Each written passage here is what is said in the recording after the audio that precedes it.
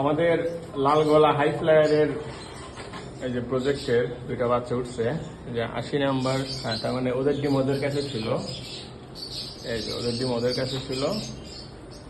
তো ইমাম দিন, এই যে ফিমেলটা ইমাম দিন, দেখেন ফ্রেশ বাচ্চা হয়েছে। এই সময় ফ্রেশ বাচ্চা পাওয়াটা টাফ, কারণ এই বাতাসের আর্দ্রতা অনেক বেশি।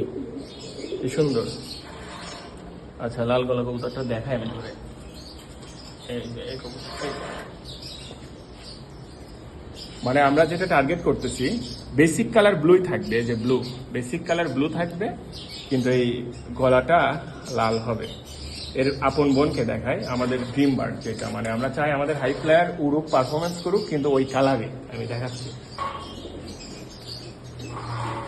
এই যে এই কবুতরটা একসাথে ডিম পাচ্ছিল।